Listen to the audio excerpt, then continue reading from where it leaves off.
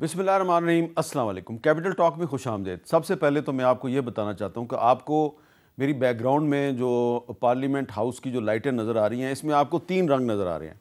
तो आज ये 3 रंग इसलिए हैं कि ये जो ईरान का झंडा है, ये उसको रिफ़्लेक्ट कर रहे हैं। ईरानी पार्लियामेंट के स्पीकर मोहम्मद बाक़िर कालीबाफ पाकिस्तान के दौरे पे हैं। आज उनकी इस्लामाबाद में अहम मुलाकातें हुई। तो ये ईरान से इज़हार यकजहती के लिए जो पार्लियामेंट है उसका जो कलर है उसको ईरान के कलर के मुताबिक कर दिया गया। थोड़े दिन पहले तक तुर्की के साथ इज़हार यकजहती के लिए इसका कलर रेड कर दिया गया था। और आप ये भी जानते हैं कि आजकल पाकिस्तान का जो सियासी मंज़र है उस पर 27वीं आइनी तरमीम जो है उसके बारे में बहस हो रही है। और उस पर भी जिस तरह मुख्तलिफ़ ममालिक आपस में एक दूसरे के साथ कभी इख्तलाफ करते हैं, कभी इत्तफ़ाक़ करते हैं, तो जो हुकूमती इत्तेहादी हैं उनमें भी इत्तफ़ाक़ और इख्तलाफ साथ साथ चल रहा है। पाकिस्तान पीपल्स पार्टी का कराची में इजलास हो रहा है, उसमें वो फ़ैसला करेंगे। लेकिन इतलात ये हैं कि काफ़ी मामलात पर जो इत्तफ़ाक़ जो है वो हो चुका है। 2-3 मामलात हैं उस पर अभी तक मामला फंसा हुआ है। तो हमारे साथ गुफ्तगू के लिए मौजूद हैं बैरिस्टर अकील मलिक साहब, वज़ीर ममलकत बराए कानून इंसाफ, शफ़क़त अब्बास साहब रुकन कौमी असम्बली हैं पाकिस्तान तहरीक इंसाफ के और वकील भी हैं, और सेनेटर पलवशा खान साहबा पाकिस्तान पीपल्स पार्टी से उनका ताल्लुक़ है। अकील साहब, अगर आप मुझे इजाज़त दें तो मैं उधर से शुरू करूँ, ग्रीन कलर से। पलवशा ने आज ग्रीन कलर की शॉल पहनी हुई। बिल्कुल करें, खबरें लेकिन इनके पास ईरान के साथ साथ ये अज़रबैजान के भी झंडे के रंग हैं। अच्छा, अज़रबैजान के भी, बहुत अच्छा किया आपने ये बताया। तो पलवशा ये बताएं कि ज़ाहिरी बात है आपकी CEC का इजलास हो रहा है, उसके बाद ही मामला क्लियर होगा, लेकिन आपकी क्या राय है कि क्या वाकई पीपल्स पार्टी और मुस्लिम लीग नून जो है वो एक दफ़ा फिर ऑन बोर्ड हो जाएंगे? देखिए मीर साहब, बेहतर होता आप उस तरफ से शुरू करते हैं, खबरें उस तरफ हैं। हमें तो इस वक्त तक कोई चले मैं इधर से शुरू कर देता हूँ। ये आपके लिए कोई मुश्किल नहीं पैदा करना नहीं, मेरे चाह लिए रहा। मुश्किल कोई भी नहीं है। मैं तो सच बात करूंगी कि मैंने मसवदा नहीं देखा है और ना ही मेरे जैसे काफ़ी और लोगों ने इसका दीदार अभी तक ये तो मुझे बहुत से वज़रा ने भी बताया। जी, ये शर्फ जो है शायद बड़े बड़े वज़ीरों को भी हासिल नहीं हुआ। उनमें से एक ये भी शामिल है। नहीं, इनको तो शायद हुआ है। ये बड़े बड़े वज़ीरों में शामिल है, मुसवदा इन्होंने देखा है। जी, इन्होंने देखा है। मैं कह रही हूँ कई बड़े बड़े वज़ीरों को भी ये शर्फ हासिल नहीं हुआ मसवदा। हाँ, ये बात सही है। और वो वज़ीर जो है वो उन्होंने कुछ ऐसे बयानात दिए जिससे पीपल्स पार्टी घबरा गई। देखिए, अब एक जो मैं तो उस चीज़ पर जाऊंगी जो बिलावल साहब ने एक ट्वीट की है, और ट्वीट उन्होंने की और उस ट्वीट के मुताबिक जो चीज़ें उसमें लिखी हैं, गो कि वो उसमें मज़ीद क्लैरिटी आ सकती है, लेकिन वो हमें एक खदोखाल बता रही थी उस तरमीम का। अब ज़ाहिर है अगर इतनी कोई आम सा कोई अमेंडमेंट होती तो उसके लिए CEC ना बुलाई जाती और इतनी तगोदो ना करती पीपल्स पार्टी भी। लेकिन इसमें ज़ाहिर है ऐसी चीज़ें हैं जो अब हम सुनने में भी आ रही हैं जिस पर कई ऐसी चीज़ें जैसे पीपल्स पार्टी को इतराज़ ज़ाहिर है होगा और हो सकता है अगर वो उस मसवदे का हिस्सा है।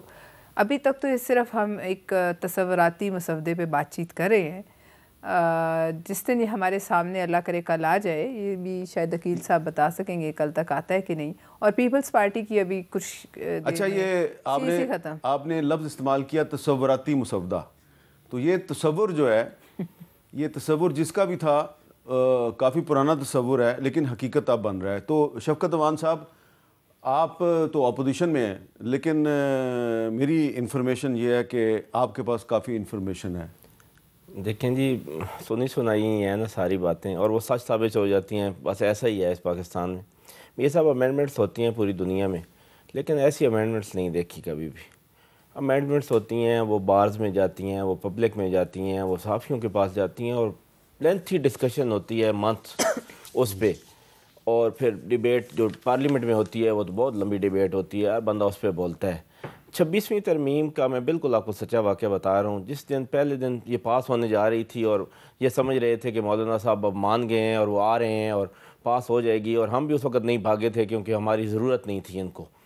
तो मैं पार्लियामेंट में बैठा था और बिल्कुल सच्ची बात आपको कह रहा हूँ, मैंने जिस बंदे से पूछा कि क्या है, तो उन्हें किसी बंदे का, हुकूमती एक भी बंदे को नहीं पता था कि 26वीं तरमीम का मसवदा क्या है। उस दिन ला रहे थे ये, और उस दिन इन्होंने पास करवानी थी नेशनल असम्बली से, और किसी एक गवर्नमेंट के रुकन को भी उसका नहीं पता था। ऐसी अमेंडमेंट्स जब आप करेंगे तो क्या ये मजाक नहीं है? आप آئین کے ساتھ وہ تو آپ 26ویں کی بات کر رہے ہیں، وہ 26 اب 27ویں آ گئی. رات ایک صاحب میرے ساتھ پروگرام میں تھے تو وہ کہہ رہے تھے دیکھیں جی 26ویں ترمیم پہ بڑے اعتراضات ہوئے، اب مبارک ہو صحافیوں کو بھی، وکیلوں کو، اب تو ہر کسی کو پتہ ہے کہ 27ویں. میں نے کہا بھائی صرف یہ پتہ ہے کہ 27ویں آ رہی ہے، آپ ہی بتا دیں 27ویں کیا ہے. تو وہ بھی چپ ہو گئے، انہیں بھی نہیں پتہ تھا. اچھا اب میں آپ کو بتاتا ہوں، ان کو سارا پتہ ہے. مجھے بھی پتہ ہے، وہ تو اب عادت عام ہے، لیکن پتہ تو سب کو ہے کہ کیا کیا. چلیں ان کی زبان سے سن لیتے ہیں پھر آپ سے تبصرہ کرواتے ہیں. ہاں بالکل ٹھیک ہے. تو عقیل ملک صاحب، اب سنا یہ ہے کہ کل جو ہے یہ مسودہ جو ہے تشت از بام ہو جائے گا اگر پیپلز پارٹی کی CEC کو فیصلہ کر لیتی ہے. مجھے یہ بتائیں کہ یہ کیا یہ قومی سلامتی کا تقاضا ہے، یہ ہمارے کوئی ڈیفینس ریکوائرمنٹ ہے کہ یہ اتنی جلدی کیوں ہے 27ویں آئینی ترمیم کے لیے؟ بسم اللہ الرحمن الرحیم. امیر صاحب بہت بہت شکریہ. دیکھیں بالکل جو اس کے کانٹورز ہیں یا خد و خال ہیں وہ بلاول صاحب کی ٹویٹ سے واضح ہی سب کے سامنے ہیں. بالکل اس تمام تر معاملے کے اوپر میں یہ آپ کو ضرور کہہ سکتا ہوں کہ کوئی جلدی نہیں ہے، کوئی جلد بازی نہیں ہے. ایک جو پروسیجر ہے اس کو اڈاپٹ کیا جائے گا.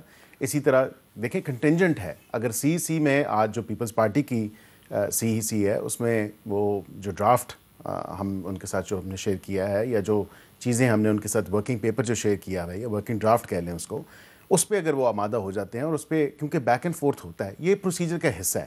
اب 26ویں آئینی ترمیم کے ٹائم پہ یہ آپ دیکھیں کئی صحافی تھے، انہوں نے کہا کہ جی ہمیں ڈرافٹ مل گیا، پھر انہوں نے کہا مولانا صاحب آپ کے پاس جو ڈرافٹ ہے وہ ہمارے پاس نہیں ہے اور اس میں فرق ہے. اور ظاہری بات ہے فرق ہوتا ہے کیونکہ جب تک آپ اسے ہاؤس میں پیش نہیں کر دیتے اور ہاؤس میں پیش کرنے کے بعد بھی کمیٹیز میں بھی اس میں 19-20 کا فرق نکل آتا ہے یا زیادہ بھی ہو سکتا ہے کیونکہ کمیٹی کے ممبران جو ہیں وہ اس پہ ڈیلیبریٹ کرتے ہیں، اس پہ بحث کرتے ہیں، پارلیمنٹ کے اندر بحث ہوتی ہے. اب کولیشن گورنمنٹ ہے، اتحادیوں کی حکومت ہے، تو آپ کو پتہ ہے کہ آپ کو پھر سب کو ساتھ لے کے چلنا ہوتا ہے اس تمام تر معاملے کے اوپر، اسپیشلی کسی آئینی ترمیم یا قانون سازی کے حوالے سے. تو میں آپ کے ساتھ یہ ضرور شیئر کر سکتا ہوں کہ کوئی ڈیفینس ریکوائرمنٹ نہیں ہے اس حوالے سے، نہ کوئی ایسی چیز ہے. کافی ساری چیزیں ہیں اس میں، 4-5 چیزیں جو آپ کے سامنے ہیں وہ آئینی عدالت کے حوالے سے ہوگی، وہ آپ ایجوکیشن یا پاپولیشن یا ایون سو مچ سو NFC کے حوالے سے یا دیگر جو چیزیں ہیں اس کے جو کانٹورز ہیں اس حوالے سے. تو میں سمجھتا ہوں کہ اس تمام تر معاملے کے اوپر ہمیں بالکل جو اپروپریٹ فورم ہے وہ کمیٹیز ہیں اور پارلیمنٹ ہے اور بالخصوص جب وہ سینٹ میں پیش ہوگا، کیونکہ ڈپٹی پرائم منسٹر صاحب نے یہ استدعا بھی کی تھی. انہوں نے کہا میں لاء منسٹر صاحب سے کہتا ہوں کہ یہ یہاں پہ جب یہ فائنلائز ہو جائے تو پہلے اس ہاؤس میں آنا چاہیے اور پھر اس کے بعد جو ہے تمام. اچھا آپ نے ڈپٹی پرائم منسٹر صاحب کی بات کی، جی کیا یہ تجویز بھی ہے کہ اس 27ویں ترمیم کے ذریعے ڈپٹی پرائم منسٹر صاحب کے عہدے کو کانسٹیٹیوشنل کور دے دیا جائے؟ آئی کین نائدر کنفرم اور ڈینائی. اس کا مطلب ہے کہ ہے وہ آئے گا تو وہ سامنے آ جائے گا. اس کا میں نے مطلب یہ لیا ہے کہ کیونکہ اسحاق ڈار صاحب ڈپٹی پرائم منسٹر ہیں اور بڑے ایکٹیو ہیں اور ان کا جو عہدہ ہے اس کی کوئی کانسٹیٹیوشنل حیثیت نہیں ہے، تو یہ ضروری ہے، یہ تقاضا ہے قومی سلامتی کا کہ وہ اتنے قومی سلامتی کے معاملات جو ہیں وہ نپٹا رہے ہیں بطور فارم منسٹر بھی، تو ان کے عہدے کو کانسٹیٹیوشنل کور ملنا چاہیے. آپ نے تو کہا نہ میں اس کو کنفرم کرتا ہوں ڈینائی کرتا ہوں، لیکن یہ بتائیں کہ آرٹیکل 243 جو ہے اس میں چیف آف ڈیفنس سٹاف کے عہدے کی کوئی تجویز ہے؟ دیکھیں میں یہ نیشنل سیکیورٹی کے معاملات ہیں، اس پہ میں یہاں پہ نیشنل ٹی وی پہ بیٹھ کے یا ٹی وی پہ بیٹھ کے اس پہ ڈیلیبریشن یا کوئی کسی قسم کا ڈسکورس ہو یا اس کے اوپر بحث ہونا شروع ہو جائے. میں آپ کو یہ ضرور بتا سکتا ہوں کہ کچھ ریکننگ کہہ لیں یا کچھ ادراک یہ بنیان مرصوص اور مارکہ حق کے بعد الحمدللہ ہوا اور ایک کوہیژن کی ضرورت ہے. اور میں سمجھتا ہوں کہ جو کوہیژن اور یہ کوارڈینیشن جو ایک کوارڈینیٹڈ اپروچ ہے وہ آج کی جو سچویشن ہے وہ ڈیمانڈ کرتی ہے اور اس کو اسی حوالے سے ہی دیکھنا چاہیے. جب وہ پیش ہوگا وہ سب کے سامنے آ جائے گا. اس میں کوئی ایسی جو چہم گوئیاں کی جا رہی ہیں، میں اتنا ضرور ایڈ کروں گا، جو اپوزیشن کی طرف سے چہم گوئیاں کی جا رہی ہیں ایسا کچھ بھی نہیں ہے. میں نے کوئی چہم گوئی نہیں کی. میں تو یہ کہہ رہا ہوں کہ انڈیا میں چیف آف ڈیفنس سٹاف کا عہدہ ہے، تو ہو سکتا ہے کہ کسی نے سوچا ہو کہ پاکستان میں بھی ہونا چاہیے. اور اسی طرح آرٹیکل 245 جو ہے وہ اس میں بھی ہو سکتا ہے یہ ہو کہ جی national security and command council بنا دی جائے. پیش ہوگا تو سب کے سامنے آ جائے گا. اچھا، اور کیونکہ آپ لائر ہیں اور شفقت صاحب بھی لائر ہیں، تو کیا ہر صوبے میں हर हाई कोर्ट के ऊपर एक फेडरल कोर्ट बनाने की भी तजवीज़ है। अच्छी तजवीज़ है, मेरे ख्याल से हो सकती है। चले इस पे मैं अब शफकत साहब आपसे बात करता हूँ, क्या ये अच्छी तजवीज़ है फेडरल कोर्ट? बिल्कुल भी नहीं। देखें, एक इंडिपेंडेंट कोर्ट है हर सूबे में और एक सुप्रीम कोर्ट ऑफ पाकिस्तान है, तो खुदारा वो चलें जिस तरह भी काम कर रही है, उसकी थोड़ी बहुत साख जो बच गई है तो उसको तो रहने दें और उसको ऐसे काम करने दें। एक आईनी बेंच आपने बना लिया, उसमें अपनी मर्ज़ी के जजेस भी बैठ के उससे काम भी चल रहा है आपका, तो ज़रूरत नहीं है। मेरे साहब इससे बड़ी बड़ी जो अमेंडमेंट्स हैं ना वो भी इसमें आ रही हैं। जजेस की ट्रांसफ़र बड़ा नहीं, आप ट्रांसफ़र में फंसे हुए हैं, उम्र भी बढ़ रही है। उम्र ये अभी एक 30 तारीख को जज साहब रिटायर हो रहे थे, जल्दी इसलिए भी है कि उनको भी ये रिटायर नहीं करेंगे और वो भी 70 की जद में आके फिर जज रहेंगे। तो ये बस 30 से पहले 70 का फिगर जो आपने बोला है, हाँ जी, ये 70 ही है, ये 70 ही है, ये 70 ही है मेरे साहब। उसके अलावा जब ट्रांसफ़र जजेस की है वो बिल्कुल चली जाएगी प्रेसिडेंट के पास और हाई कोर्ट अभी प्रेसिडेंट के पास है। नहीं, हम तो उसके पास मेरी उसमें बात सुने जी, उसमें consultation with both chief justices है और जो ट्रांसफ़र होने वाला जज है उसकी मर्ज़ी भी शामिल है। ये सारी शिकें ख़त्म कर दी जाएंगी। आप आर्टिकल 200 पढ़ें तो सही ना, उसमें यही है कि दोनों चीफ जस्टिस से पूछा जाएगा और जो ट्रांसफ़र जिसको किया जाएगा उसकी कंसल्टेशन भी होगी, उससे भी पूछा जाएगा और वो अगर कहेगा तो उसे ट्रांसफ़र किया जाएगा। ये सारी चीज़ें ख़त्म कर दी जाएंगी और जो नहीं मानेगा फिर वो सीधा बलूचिस्तान ही जाएगा, उससे कम नहीं। क्यों बलूचिस्तान क्यों जी? तो वो दूर जाएगा तो उसका दिमाग ठीक होगा। नहीं देखिए, बलूचिस्तान का नाम इस तरह लिया जाता है कि जी बलूचिस्तान कोई सजा है। नहीं, सजा नहीं है, दूर की बात कर रहा हूँ, ऐसी बात नहीं तो है। दूर आप भेज दें जी, डेरा इस्माइल खान भेज दें। डेरा इस्माइल खान ही चलो भेज देते हैं, लेकिन बलूचिस्तान ज़्यादा दूर आप मुजफ्फरगढ़ भेज दें। नहीं भेजेंगे उधर ना, मैं जो मैंने तो इसलिए किया है शफकत साहब क्योंकि आपका ताल्लुक पंजाब से, तो बलूचिस्तान का जब जिक्र इस तरह हम करते हैं सजा के तौर पे, हाँ तो मच जेल भेज दूंगा, तो हाँ तो सजा दी जा रही है ना ये साहब, इसमें तो कोई दूसरी बात नहीं है। देखिए अब सारे इनको पॉइंट सेलिएंट फीचर्स पता है, पलवश शाह के पास कहते हैं कि मुसव्वदा मेरे पास नहीं है, मैंने नहीं पढ़ा। अब मेरे साहब इससे बड़ी क्या, ये मैजिस्ट्रेसी निज़ाम जो है दोबारा लेके आ रहे हैं, जो 2001 में अबॉलिश हो गया था। अब वो हो क्या, एसीज और डीसीज ने बहुत अच्छा परफॉर्म किया इलेक्शन में 2024 के, और ये उसको अब अवार्ड दे रहे हैं। खुदारा मुझे इतना बताएं कि एक लॉ ग्रेजुएट ही नहीं है एसीओ या डीसीओ, और उसको आप कहेंगे कि इस केस का फैसला कर दें। ऐसे ही है ना जैसे मुझे बिठा दिया जाए कि आप हॉस्पिटल में बैठ जाओ और ये ऑपरेशन कर दो, तो फिर मैं जो हो सकता है आप अच्छा ऑपरेशन कर दें। हाँ तो क्योंकि वकील तो बहुत से ऑपरेशन करते हैं। मैं वही कह रहा हूँ कि बिल्कुल ऐसे ही है, एसी और डीसी से फैसला करवाना किसी क्रिमिनल केस का बिल्कुल ऐसे ही है जैसे मुझसे कोई ऑपरेशन आप करवा लें। अच्छा पलवश शाह, आपका क्या ख्याल है कि जो एनएफसी का मामला है उस पे पीपल्स पार्टी को लचक दिखा सकती है? यानी कि जो सूबों को के फंड्स में जो इजाफा हुआ है, ये एक बड़ी पुरानी ख्वाहिश है कि वो फंड्स जो है वो वापस वफाक के पास आ जाएं, तो इस पे को पीपल्स पार्टी लचक दिखा सकती है?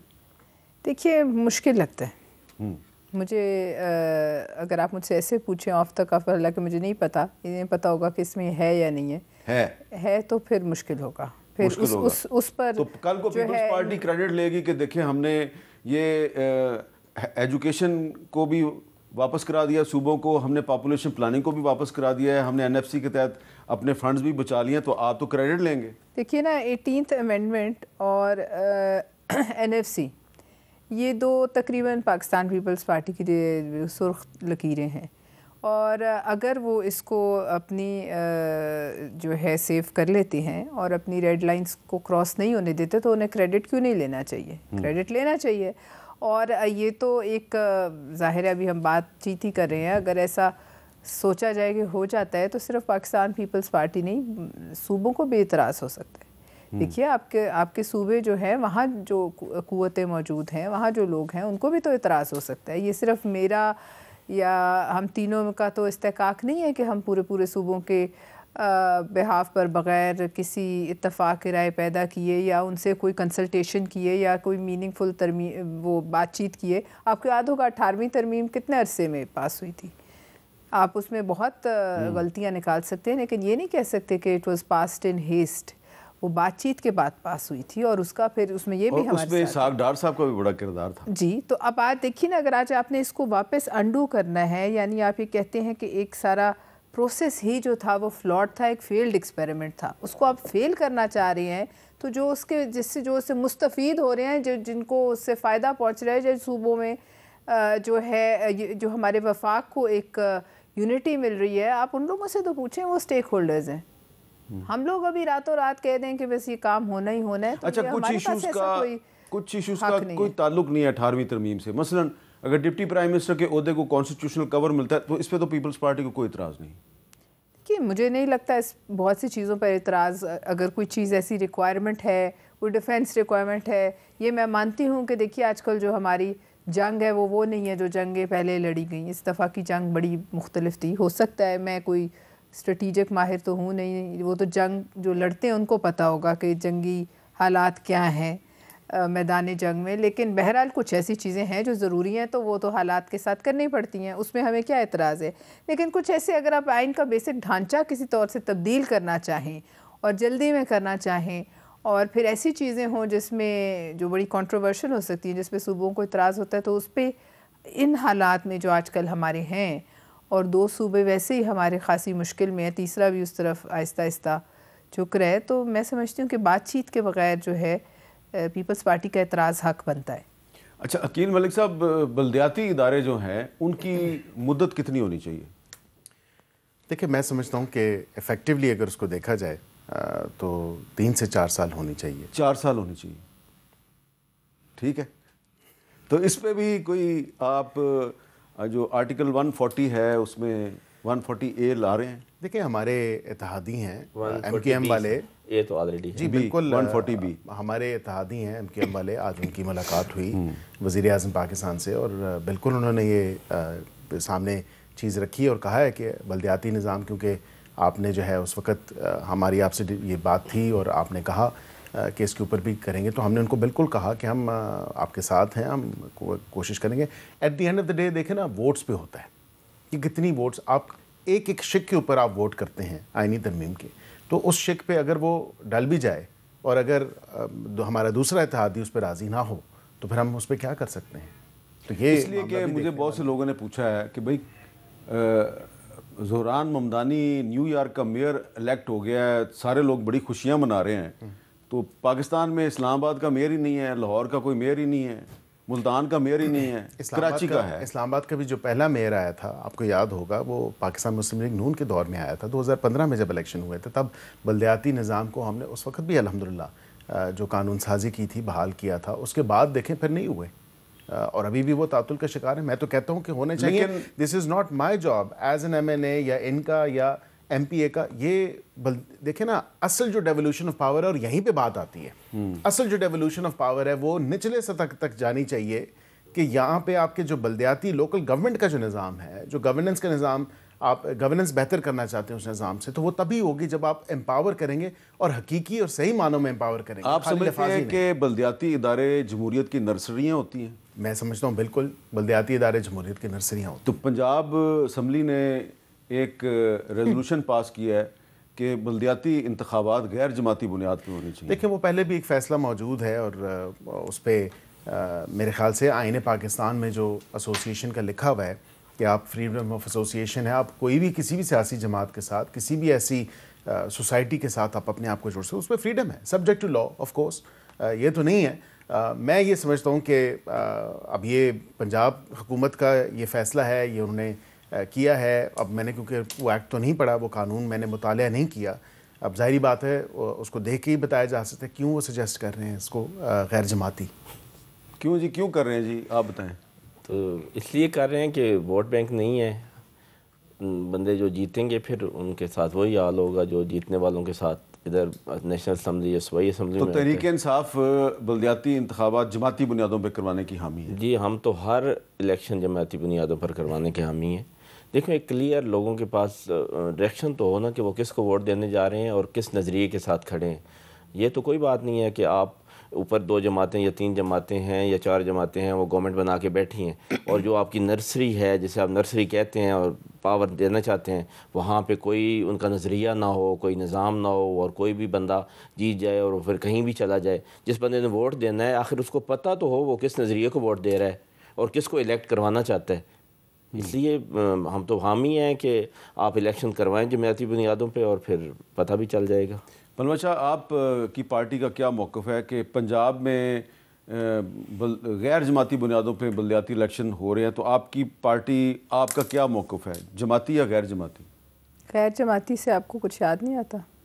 غیر جماعتی سے مجھے یاد آتا ہے کہ 1985 میں جو غیر جماعتی انتخابات ہوئے تھے، اس کے بعد پاکستان کی سیاست میں ذات، برادری، رنگ، نسل اور پیسہ آیا تھا۔ دیکھیے، غیر جماعتی ایک ایسا لفظ اس ملک کی سیاست میں، ہماری اپنی ایک ڈکشنری ہوتی نا، ہم اپنی ہر تہذیب کی، ہر ملک کی، ہر ایک شعبے کی، ہماری جو ڈکشنری ہے سیاست کی، اس میں غیر جماعتی ایک ایسا لفظ ہے جس سے کوئی بھی اپنے آپ کو جمہوری کہنے والی جماعت یا کوئی حکومت اسے اتنی ہی دور بھاگے گی جتنی آپ کسی سانپ کو دیکھ کے دور بھاگ جائیں۔ تو وہ لفظ جو ہے آپ خود اڈاپٹ کریں، یہ کوئی مجھے تو میرے سمجھ سے تو بالا تر بات ہے۔ پہلی بات، غیر جماعتی کوئی، جیسے ہی آپ غیر جماعتی لفظ کا استعمال کریں، آپ کے نظروں میں ضیاء الحق جو ہے اس کی ایک شبیہ آ جاتی ہے، تو کیوں کوئی چاہے گا اس سے ایسوسیشن؟ لیکن اگر ان کی دانست میں ان کی جماعت ہے، ظاہر ہے اب یہ بھی اسی جماعت کے ٹکٹ پہ ہیں۔ نہیں، لیکن یہ تو کہہ رہے ہیں کہ جماعتی بنیاد پہ ہونا چاہیے۔ لیکن وہاں بھی انہیں کی پارٹی ہے نا۔ دیکھیے، میں اب اس وقت بیٹھی ہوں، میں سندھ کو پیچھے چھوڑ دوں اور میں کہوں کہ نہیں یہاں میری اور سوچ ہے، سوچ ایک جماعت کی مجموعی ہوتی ہے۔ ان کی اپنی ایک سوچ اچھی ہے جو انہوں نے ابھی بتائی ہے کہ ہونے چاہیے، اور یہ اس بات کو میں اپریسیٹ کرتی ہوں۔ لیکن شاید پھر اس وجہ سے ہے کہ مقبولیت اتنی بڑھ گئی ہے کہ ووٹ اتنے زیادہ کاسٹ ہوں گے، ڈبے چھوٹے پڑ جائیں گے، گننے میں بڑی مشکل ہوگی۔ تو غیر جماعتی ہوں تو پھر آسانیاں ہوں گی، تو جو لاجسٹک ارینجمنٹس ہیں گننے کے، ڈبوں کے، وہ صحیح ہو جائیں گے، ورنہ شاید شیر کے نشان پہ اتنی ایک موریں لگیں کہ آپ یہ کہہ رہی ہیں کہ چید نہیں تو کیا آپ نہیں کرائیں گی، آپ کی جماعت نہیں کرائے گی سندھ میں یا دیگر جگہوں پہ، یا حصہ نہیں لے گی ان جماعتی انتخابات میں، چاہے وہ پنجاب میں ہو، بلوچستان میں؟ ہم تو لیں گے، لیکن میں کہہ رہی ہوں شاید آپ لوگ اس لیے اس سے دور ہٹ رہے ہیں۔ میں نے یہ کہا نا، شمار میں نہیں آئیں گے، ووٹ ہی بہت ہو جائیں گے۔ میں نے عرض یہ کیا کہ میں نے وہ قانون ابھی تک نہیں پڑھا، اگر میں اس کا مطالعہ کر لوں تو پھر مجھے ریزننگ مل جائے گی، یا اس کوئی ریزن نہیں ہے، میں آپ کو بتا دیتا ہوں، تھاٹ پروسیس ہے کہ وجہ کیا ہے کہ کیوں۔ مجھے تو یہ ریزننگ سمجھ پورے قانون میں کوئی کہیں پہ یہ نہیں بتایا گیا کہ کیوں غیر جماعتی ہوں گے، صرف یہ لکھا گیا ہے کہ غیر جماعتی ہوں گے۔ میں آپ کو بتا دوں، آپ کی ریزن آپ نے خود ڈھونڈنی۔ جب وہ قرارداد پیش ہوئی تو تحریک انصاف کے جو ایم پی ایز تھے ان کا کیا موقف تھا؟ ڈیفینیٹلی مجھے تو نہیں آئیڈیا، لیکن ان کا موقف یہی ہوگا، کیونکہ پوری جماعت کا ہمارا ایک ہی موقف ہے کہ بھائی جماعتی الیکشن ہو۔ میں اب بتا نہیں سکتا کہ انہوں نے وہاں پہ کیا سٹانس لیا، لیکن ڈیفینیٹلی اس کو تو ہم تو بالکل نہیں مانتے کسی غیر جماعتی الیکشن کو۔ اب بات تو بھی 85 کی کر رہے ہیں، اس کے بعد جو کچھ پاکستان کی سیاست میں ہوا ہے یا آج تک ہوتا چلا آ رہا ہے، میرا نہیں خیال۔ آپ کو پتہ ہے نا جو 85 کی جو اسمبلی تھی اس نے کیا کیا تھا، وہ 8ویں ترمیم منظور کی تھی، اور سارے جو پارلیمنٹ کے اور پرائم منسٹر کے اختیارات ہیں وہ صدر کے پاس چلے گئے تھے، پریزیڈنٹ صاحب کے پاس چلے گئے۔ پاکستان میں ایک عملی طور پہ صدارتی نظام نافذ ہو گیا تھا، ٹھیک ہے نا۔ پھر وہ 18ویں ترمیم آئی تو اس نے پھر وہ اختیارات صدر صاحب نے واپس پارلیمنٹ کو اور پرائم منسٹر کو دیے۔ تو اس کے درمیان کتنے سالوں کا وقفہ تھا؟ ہاں، یہ دہائیاں گزری۔ جی ایک وقفہ، جی وقفے کے بعد دوبارہ ملتے ہیں۔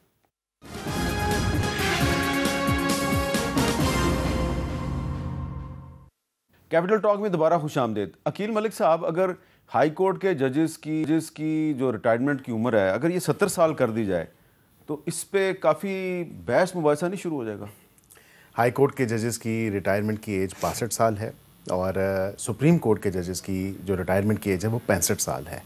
اب اس تمام تر معاملے کے اوپر جو ایک آئینی عدالت کی جو تجویز ہے 27ویں آئینی ترمیم کے اندر، اور اس کی وجوہات بالکل پروز اینڈ کونز اس کے ہیں، وہ دیکھے جا رہے ہیں۔ چارٹ آف ڈیموکریسی کے حوالے سے جو ایک ایگریمنٹ تھا، اس کے علاوہ اس کو آگے بڑھاتے ہوئے جو ایک انفنشڈ بزنس یا انفنشڈ ایجنڈا ہے 26ویں آئینی ترمیم کا، کہ اس ٹائم ہم نے سیٹل کیا آئینی بینچ کے اوپر، بجائے اس کے کہ آئینی عدالت بنائی جائے، تو اس کے اوپر دیکھنے کی ضرورت ہے کہ اس کی 65 ہی ہونی چاہیے at par with supreme court, یا اس کی 68 ہونی چاہیے، یا اس کی 70 ہونی چاہیے، یا 72 ہونی چاہیے۔ کئی تو ایسی دنیا کے ملک ہیں، امریکہ کی اگر مثال دیکھ لیں، فار لائف ہے۔ میں سمجھتا ہوں کہ برطانیہ میں بھی 70 کے 75 اسی لگ بھگ میں ہی ہے۔ بہتر یہ ہے کہ اس پہ جو کمیٹی ہے جس کے پاس جائے گا مسودہ پیش ہونے کے بعد، اسٹینڈنگ کمیٹی کی لا اینڈ جسٹس کی اسٹینڈنگ کمیٹی، جو کہ دونوں ہاؤسز کی اکٹھی ہوگی، اور اس پہ ظاہری بات ہے کہ ڈیلیبریشنز ہوں گی. یہ کمیٹی کا کام ہے کہ وہ کہے کہ 65 ہی ہونی چاہیے, 68 ہونی چاہیے, 70 ہونی چاہیے یا 72 ہونی چاہیے. یہ ان کا کام ہے, ڈیسائیڈ وہ کریں. اچھا, تو شفقت وان صاحب اگر امریکہ میں 80 سال کا بھی جج ہو سکتا ہے تو پاکستان میں 70 سال کا کیوں نہیں ہو سکتا؟ امیر صاحب, امریکہ میں آخری امینڈمنٹ 1992 میں ہوئی تھی. امریکہ میں روز امینڈمنٹس بھی نہیں ہوتی. امریکہ میں جمہوریت بہت سٹرانگ ہے. امریکہ میں بہت کچھ ایسا ہے, اسمبلی کے پاس اتنی پاورز ہیں کہ وہ ایسی اسمبلی کو اتنا امپاور کریں اور پھر باقی چیزیں بھی کریں. آپ امریکہ کے ساتھ تو اپنی باتیں نہ کیا کریں نا. ہمارے پاس تو کچھ بھی نہیں ہے. ہمیں تو امینڈمنٹس بھی ہماری راتوں رات ہو جاتی ہیں, اور صبح 5 بجے پاس ہوئی تھی 27th امینڈمنٹ. 26 صبح 5 بجے, پوری پونے 5 بجے, پونے 5, چلے 15 منٹ کا فرق ہے میرے صاحب. تو ہمارے ہاں ایسے ہوتا ہے. آپ ان ملکوں کی بات کر رہے ہیں جہاں پہ جمہوریت بہت سٹرانگ ہے, جہاں پہ نارمز ہیں, یہاں پہ عدالتیں جس طرح ورکنگ کر رہی ہیں, اور جس طرح کہ آپ نے 26ویں ترمیم کے بعد زیر بار کر لیا ہے آپ نے عدلیہ کو, اور 27ویں کے بعد فنش, کوئی عدلیہ کا نام نہیں رہے گا. کل مجھے کسی پروگرام میں کسی نے کہا ہے جی کہ ہم 129 سے 130 نمبر پہ چلے گئے ہیں. تو میں نے کہا بالکل ایسا نہیں ہے. 144 ٹوٹل ملک دنیا میں انصاف کا نظام ہے, 144 ملکوں میں, اور میں نہیں دیکھتا کہ کہیں 14 ملک ہم سے پیچھے ہیں. وہ کون ہو سکتے ہیں؟ بالکل نہیں, یہ بات درست ہے کہ جو ورلڈ جسٹس پروجیکٹ ہے اس کی جو ابھی رینکنگ آئی ہے اس میں پاکستان 130ویں نمبر پہ ہے. اچھا, کوئی 14 ملک پتہ نہیں وہ پھر نہیں, افغانستان ہم سے نیچے ہے. ان کا کیا حال ہوگا جو ہم سے پیچھے ہیں 14؟ یمن بھی ہم سے نیچے ہے. اچھا, ہاں, بہت ہیں 14. یعنی کہ ہم اس پہ تھوڑا خوش ہو سکتے ہیں کہ ہیں کچھ اور بھی ایسے ممالک. دیکھیں بہت برا حال ہے میرے صاحب جوڈیشری کا, اس پہ تھوڑا رحم کریں. اگر جوڈیشل سسٹم کام نہیں کرے گا ملک میں, آپ بالکل بھول جائیں کہ آپ ملک ترقی کرے گا, ملک کسی ڈگر پہ چل پڑے گا. سب سے پہلے آپ کو انصاف کا نظام بالکل شفاف بنانا ہوگا, اس کے بعد آپ اگلا کچھ بھی سوچ سکتے ہیں. اگر آپ انصاف کا نظام شفاف نہیں بنائیں گے تو آپ پھر چھوڑ دیں جی ہم ملک ایسے ترقی کرے گا اور ہم یہ کر دیں گے, کچھ بھی نہیں ہوگا. اس کے لیے اگر ان میں کچھ کر سکتے ہیں تو آج کر لیں, ورنہ 27ویں 28ویں 29ویں میں پتہ نہیں کیا کیا پھر ہو جانا ہے. اچھا, ذرا مولانا فضل الرحمان صاحب جو ہیں انہوں نے ایک سٹیٹمنٹ دیا جی اس سارے معاملے پہ, ذرا وہ ہمیں سنوا دیں. اسحاق ڈار صاحب نے صحیح بات کہی تھی, اور واقعہ بھی یہی ہے کہ اس وقت تک تو 26ویں ترمیم کے خلاف جو لوگ کورٹ میں گئے تھے تو وہ کورٹ کے زیر سماعت ہے, اور ہم نے دوسرا لقمہ جو ہے وہ حلق میں گھسیڑ دیا. یہ تاثر بالکل نہیں جانا چاہیے کہ جیسے آئین کو کھلواڑ بنا دیا گیا ہے. ایسی اسمبلی کو اور ایسی پارلیمنٹ کو آئین نہیں چھڑنا چاہیے. جب مسودہ آئے گا پورے اپوزیشن مل کر ایک موقف اختیار کرنا چاہتے ہیں. تو پلوشہ صاحبہ, پہلے تو 26ویں ترمیم کے معاملے پہ بلاول بھٹو زرداری صاحب اور مولانا فضل الرحمان صاحب کے درمیان بڑی کلوز کوارڈینیشن تھی. اس دفعہ ہم دیکھ رہے ہیں 27ویں جو ترمیم آئی ہے تو اس کے معاملے پہ ایک میٹنگ تو کی بلاول صاحب نے مولانا فضل الرحمان صاحب کے ساتھ, لیکن وہ اس طرح کی کوارڈینیشن نظر نہیں آ رہی. تو کیا اس کا مطلب یہ ہے کہ اب مولانا فضل الرحمان صاحب اور بلاول صاحب کی راستے جدا ہو چکے ہیں؟ کہ راستے تو میرے خیال میں کبھی جدا نہیں ہوتے, نہ کوئی ایسی بات چیت ہے جس کی وجہ سے راستے جدا ہوئیں, کوئی ایسا واقعہ تو ہوا نہیں ہے.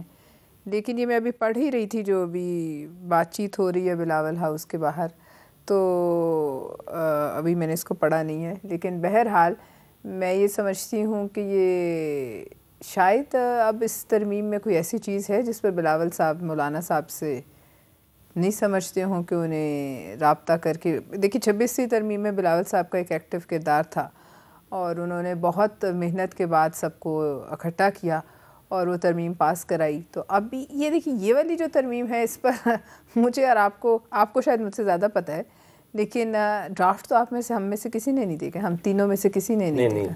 انہوں نے دیکھا ہے. میں تو آپ کو یہی کہہ رہا ہوں, میر صاحب نے دیکھا نہیں, میں ہم تینوں کی بات نہیں, انہوں نے بھی دیکھا ہے. نہیں, ہم تینوں میں ہم سے تمہاری تینوں کی بات ہے, ان کی نہیں ہے. ان کو میں نے نکال دی. یہ ٹرائنگل جو ہو سکتا ہے کہ میں نے مسودے کے کچھ حصے دیکھ لی ہوں اور میں وہ آپ کو بتانا نہیں چاہتا. میرے صاحب ہم پارلیمنٹیرین ہیں, ہمیں نہیں بتا دیں, ہمیں پتہ چلنا ہے پاس ہونے کے بعد, اس لیے پہلے ہی بتا دیں. نہیں, میں نے اصل میں پیپلز پارٹی کے ایک دوست ہیں, تو میں نے کہا آپ کے ساتھ تو شیئر ہوا نا, تو ذرا دکھا دیں. تو انہوں نے مجھے کچھ دکھا دیا. دیکھ لیں, پھر آپ کے پاس تو وہ سہولت میسر تھی, ہمارے پاس تو آپ ہم سے تبصرہ چاہ رہے ہیں ہم نے کچھ دیکھا نہیں اس پر. نہیں اپوزیشن کا تو دیکھیں نا, تو ہم صرف خدا پہ یقین کرتے ہیں. اپوزیشن کا تو تب رول شروع ہوتا ہے جب وہ کمیٹیز میں آئے یا پارلیمنٹ کے فلور پہ لے ہو.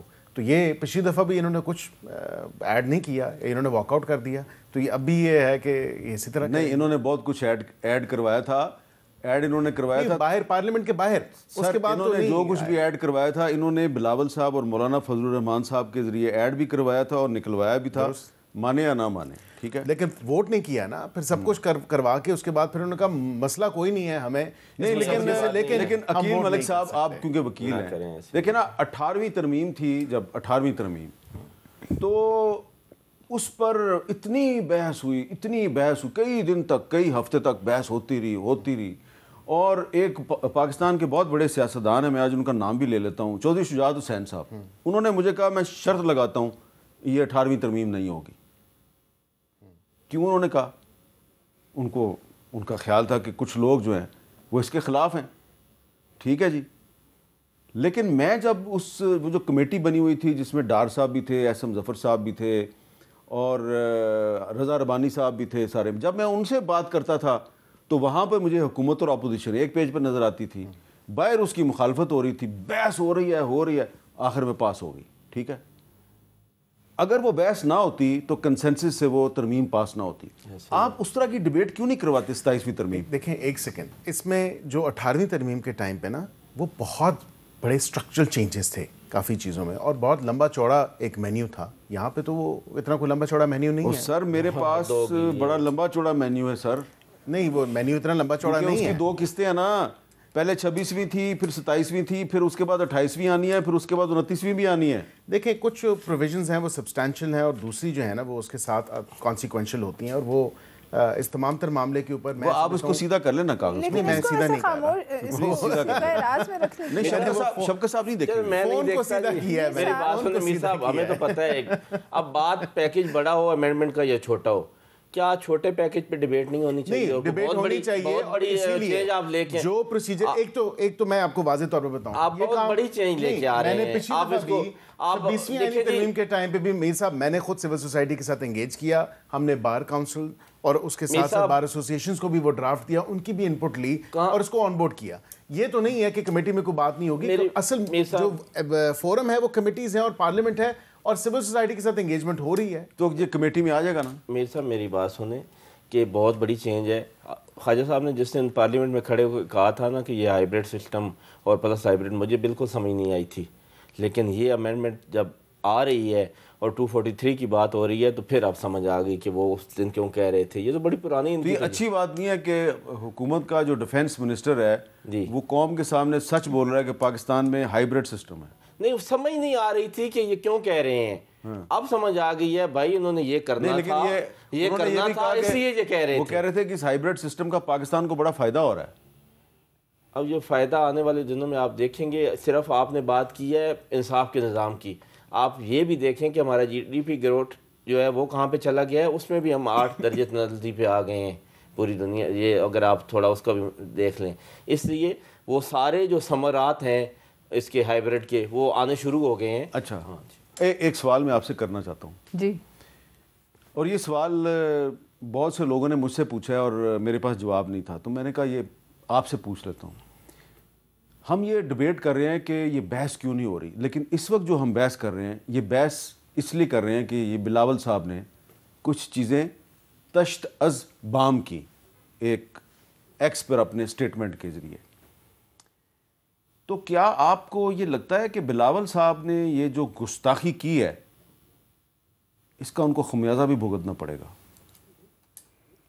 دیکھیے پہلی بات یہ ہے کہ اگر آپ عوامی مفاد کا کافی حصہ پٹا لفظ ہے, لیکن اگر آپ قوم کے نظریے سے دیکھیں تو شاید یہ گستاخی نہیں ہے, ان کے نظریے میں یہ ایک خدمت ہے. اور اگر کسی کو گستاخی لگ رہی ہے تو مجھے ایک بات سمجھ نہیں آتی, شاید میں کم علم ہوں, کہ یہ اس کو راز میں رکھنے کی کیا بات ہے. کل کو یا پرسوں یا کسی بھی دن اگلے چند دنوں میں اس نے تو آنا ہی ہے میز پر, آپ نے دیکھ لی ہے, آپ جیسے کچھ اور خوش قسمت ہوں گے جو دیکھ چکے ہیں. باتیں سب جو ہیں وہ ہو رہی ہیں, why not be open about it, اور آپ اس کو رکھیں سب کے سامنے, اس پہ جو جس کی رائے ہے آنے دیں. کرنا تو وہی ہے جو ووٹ نے کرنا ہے, ووٹ آپ کے پاس ہیں, ہو سکتا ہے بہت سی چیزوں پہ ہم بھی آپ سے راضی ہو جائیں, مگر یہ خفیہ خانہ مجھے سمجھ نہیں آتا اس کی کیا تو وہ کہہ رہے ہیں, عقیل ملک صاحب کہہ رہے ہیں کہ یہ جب standing committee on law and justice میں جائے گا تو پھر کوئی چیز خفیہ نہیں رہے گی. ظاہر ہے جب لے ہو جائے گا تو کیا خفیہ رہے گی, اور اسی دن پاس بھی ہو جائے گا. جب لے ہو جائے گا تو پاس بھی ہو گیا, مثلاً پاس ہو گیا, بعد میں ہم اس سے بحث نہیں کریں گے, بعد میں اس سے بات چیت نہیں ہوگی. میں ایک بریک نہ لے لوں جی, بریک لے لیتا ہوں, بریک کے بعد دوبارہ ملتے ہیں.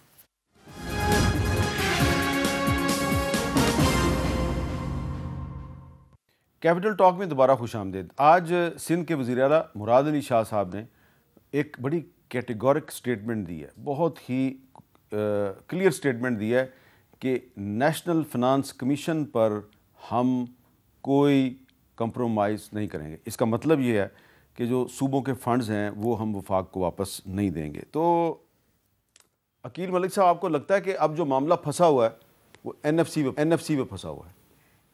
دیکھیں, اب ان کی سی سی کا معاملہ وہ تو آن گوئنگ ہے, وہ چل رہا ہے, اس کا کیا اعلامیہ جاری ہوتا ہے یا کیا وہ اس میں بات, یہی اعلامیہ یہی ہوگا کہ این ایف سی پہ کوئی سمجھوتا نہیں ہوگا. لیکن اگر دیکھیں این ایف سی پہ سمجھوتا نہیں ہے تو میں یہ تھوڑے سے فیکٹس آپ کے سامنے ضرور رکھوں. 57% جو آپ کا ایک پیسے ہیں کہہ لیں جو آپ نے صوبوں کو ترسیل کرنے ہوتے ہیں وہ آپ 57% دے دیتے ہیں. پھر آپ نے ڈیٹ سروسنگ بھی کرنی ہوتی ہے, پھر آپ نے ڈیفینس اسپینڈنگ بھی کرنی ہوتی ہے, پھر اس کے ساتھ ساتھ آپ نے سوشل پروٹیکشن بھی کرنی ہے, پھر آپ نے لون بھی واپس کرنے ہیں, پھر آپ نے اپنا بھی خرچہ چلانا ہے. مطلب آپ کے پاس بچتا کیا ہے؟ وفاق کے پاس, وفاق کو کمزور تو نہیں کر سکتے, وفاق کو مضبوط کرنے کی ضرورت ہے. اور اگر ایسا کوئی اعتراض ہے ان کا کہ این ایف سی کا آرٹیکل 160 کے اندر اس کو ٹچ نہ کیا جائے, کیونکہ اس میں سب آرٹیکل 3 میں یہ طے ہے کہ جتنا پچھلی دفعہ دیا گیا اس سے کم نہیں ہو سکتا, اس سے زیادہ ہی ہوگا. تو صوبوں کی بھی تو دیکھیں اکاؤنٹیبلٹی نہیں ہے. پی ایس ڈی پی کے تھرو جتنے بھی پروجیکٹس ہوتے ہیں وہ کوئی مارس پہ تو نہیں ہوتے یا وینس پہ تو نہیں ہوتے, وہ ہوتے تو نہیں صوبوں میں ہیں. یہاں پہ یہ دیکھیں, اور اکاؤنٹیبلٹی بھی نہیں ہے, مطلب صوبے جواب بھی نہیں دیتے, بتاتے بھی نہیں کہ پیسے کدھر خرچ ہوئے, کیا ہوا کیا نہیں. یہ آپ پنجاب کی بات کر رہے ہیں نا؟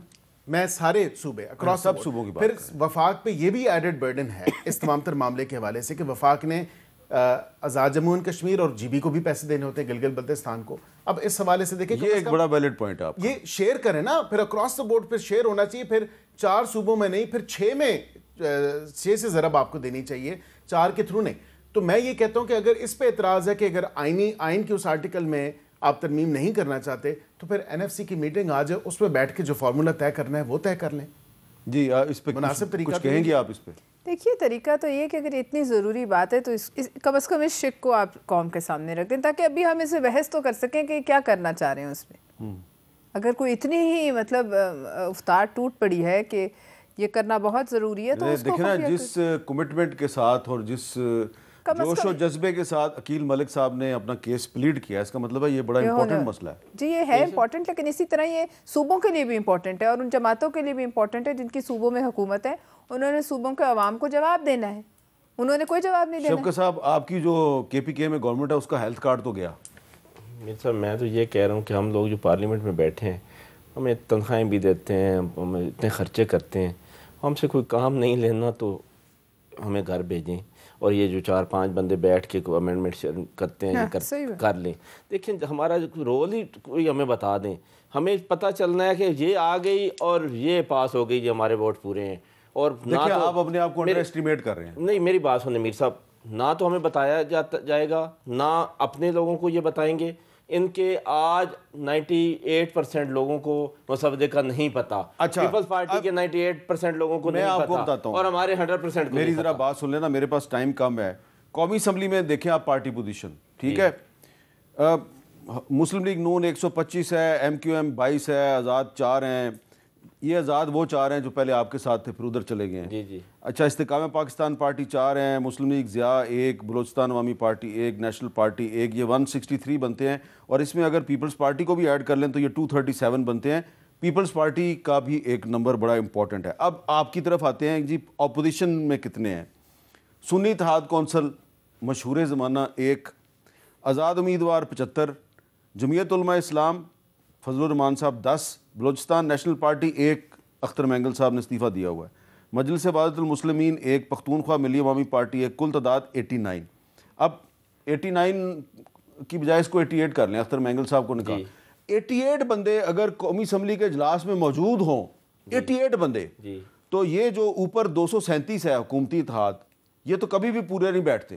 تو آپ ان کے ناک میں دم کر سکتے ہیں. آپ کے کبھی بھی میں نے 88 بندے پارلیمنٹ میں نہیں, قومی اسمبلی میں نہیں دیکھے. سینٹ میں آ جائیں, سینٹ میں جو پیپلز پارٹی کے ہیں 26 ہیں, مسلم لیگ نون کے 20 ہیں, بی اے پی کے 4 ہیں, ایم کیو ایم کے 4 ہیں, اے این پی کے 3 ہیں, نیشنل پارٹی کا 1 ہے اور کاف لیگ کا 1 ہے. اور دوسری طرف آپ کے 59 ہیں حکومت کے, اپوزیشن کے ہیں 23, تحریک انصاف 14, جے یو آئی ایف 7, وحدت المسلمین 1, سنی اتحاد کونسل 1 اور کچھ آزاد امیدوار بھی ہیں, اس میں بھی بہت سے آپ کے ہیں. آپ اگر سینٹ میں اور قومی اسمبلی میں اگر آپ کے صرف 90 to 95% ممبرز پریزنٹ ہو جائے تو آپ ان کو بہت ٹف ٹائم دے سکتے ہیں. صاحب ہم دیتے ہیں ٹف ٹائم نہیں, آپ صرف دیکھیں, آپ نے کہا کہ ہم تنخواہ لیتے ہیں ہمیں گھر بھیجیں. بھئی آپ گھر نہ جائیں, آپ اسمبلی کے اجلاس میں ریگولرلی پارٹیسپیشن کریں. ہم کرتے ہیں امیر صاحب, لیکن جب آپ آئین میں امینڈمنٹ کرنے جا رہے ہیں اور مسودہ ہمیں نہیں دے رہے, اپنے پارٹی کے لوگوں کو نہیں دے رہے, اپنے اتحادیوں کو نہیں دے رہے امیر صاحب, تو پھر کیا وجود رہے گیا پارلیمنٹ کا اور کیا پارلیمنٹیرینز کا؟ جی آپ کچھ کہنا چاہیں گے؟ مجھے سمجھ نہیں آتی اس میں کیا فخریہ بات ہے کہ کسی کو نہیں دکھانا, کسی کو چھپا کے رکھنا. فخر کی بات نہیں, شرم کی بات ہے کہ مسودے چھپا لینے, ترمیمیں چھپا لیں. It's not something to be proud of. مجھے تو ویسے آپ کی پارٹی کے لیڈر نے دکھایا مسودہ, حکومت نے نہیں دکھایا. ان کے پاس ہوگا, کسی ایک کے پاس ہوگا, لیکن کیا جنرلی 80-90% ویسے یہ بات تو صحیح ہے نا, کیوں نہیں دکھاتے جی آپ؟ میرے پاس ہے اور کسی کے پاس نہیں. یہ کوئی فخریہ بات نہیں ہے. میں سمجھتا ہوں کہ آپ اپنی پارٹی سے مانگیں, آپ اپنی پارٹی کی لیڈرشپ کو کہیں, جو سی سی کے لوگ ہیں ان کو کہیں ہمیں بھی دکھائیں. جی میرے سے آپ سی سی کے لوگوں کے پاس نہیں ہے, میرے سے اگر آپ کو میری ووٹ درکار ہے, میں سی سی کے لوگوں کے پاس نہیں ہے. You are senator, you have نہیں. وہ تو صاحب نے کہیں خفیہ نکال لیا ہے, ایسے کوئی نہیں ہے. میں یہ کہتی ہوں ان کے پاس کافی دن, کچھ دن پہلے تک کسی وزیر کے پاس بھی نہیں تھا. چلیں, میری اطلاع کے مطابق 2 دن سے تو ان کے پاس ہے. 2 دن یہ وزیر ہے, پہلے ہم کام کر رہے ہیں, اس سے پہلے یہ بنا رہے تھے. بنایا ملتا ہے میت وہ ایک پیپر ہے, کوئی دیکھیں نہیں, یہ غلط تاثر دیا جا رہا ہے. میں سمجھتا ہوں کہ جو اتحادی یہ اچھی بات نہیں ہے وہ بالکل کہ حکومت کو یعنی کہ فیڈرل گورنمنٹ کو یا ministry of law and justice کو فیسیلیٹیٹ کر رہا ہے اور بنی بنائی چیز دے دیتا ہے. نہیں, بالکل بنی بنائی کوئی نہیں آتی, ہم بھی بنا رہے ہیں. ڈار صاحب نے بھی یہ بات کی, اور آج سارا دن آپ کے شو پہ آنے سے پہلے بھی میں دفتر سے ہی آ رہا ہوں, اور اس کے بعد بھی میں نے دفتر ہی جانا. یہ کاغذ اگر آپ سیدھا کریں گے تو میں کہوں گا کہ یہ بالکل آپ صحیح کہہ رہے ہیں. یہ دیکھیں یہ آپ نے جو پڑھائیں گے نہیں, ہمیں پڑھنے نہیں دیں گے. یہ دیکھ لیں, یہ کوئی پڑھنے نہیں دیں گے, بات پڑھنے نہیں دیں گے یہ. چلیں میں آپ کو پڑھا دیتا ہوں, ٹھیک ہے؟ پھر آپ نے کسی کو بتانا نہیں. جیسے آپ نے اس بندے کو کہا تھا کہ میں کسی کو نہیں بتاؤں گا, میں بھی آپ کو یہ کہہ رہا ہوں. بہت بہت شکریہ پلوشہ خان صاحبہ, شفقت اوان صاحب اور جناب رسول حکیم ملک صاحب. اللہ حافظ.